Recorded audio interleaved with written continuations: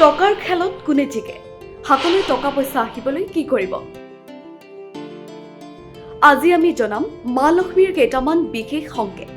এই সংকেতবোৰক ভুলতো আওকাণ নকৰিব প্ৰথম ৰহস্যময় সংকেতটো হ'ল কলা পৰুৱাৰ আক্ৰমণ যদি আপোনাৰ ঘৰত হঠাৎ কলা পৰুৱাৰ এটা শাৰী দেখিছে বিশেষকৈ কোনো ঘূৰণীয়া বস্তুৰ চাৰিওফালে তেন্তে ইয়াক সাধাৰণ বুলি নাভাবিব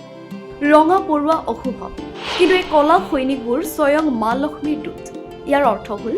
আপোনাৰ ঘৰলৈ ধনৰ সুত ববলৈ আৰম্ভ কৰিছে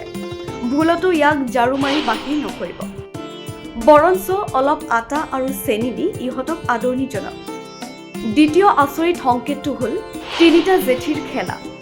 যদি আপোনাৰ ঘৰৰ কোনো এটা কোণত একেলগে তিনিটা জেঠী দেখা পায় তেন্তে ইয়াক বুজি ল'ব যে এয়া স্বয়ং মা লক্ষ্মীৰ আগমনৰ আগজাননী বিশেষকৈ দীপাৱলীৰ দিনা তুলসীৰ গছত জেঠী দেখা পালে অতি ভাগ্যৱান বুলি ধৰা হয়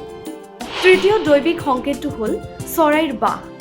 যদি কোনো চৰাই বিশেষকৈ ঘৰচিৰিকাই আপোনাৰ ঘৰত বাহ সাজিছে তেন্তে ইয়াক ভাগ্যৱান বুলি ভাবক ইয়াৰ অৰ্থ হ'ল আপোনাৰ ঘৰখনক স্বয়ং মা লক্ষ্মীয়ে তেওঁৰ আশীৰ্বাদৰ বাবে বাছনি কৰিছে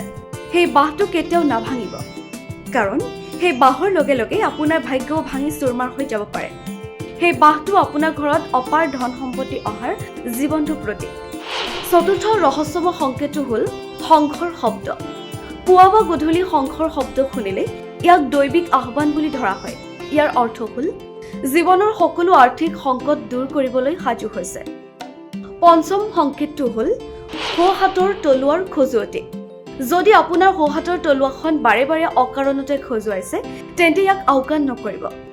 এই খজুৱতি সাধাৰণ নহয় ই হ'ল ধন লাভৰ আটাইতকৈ শক্তিশালী আগজাননী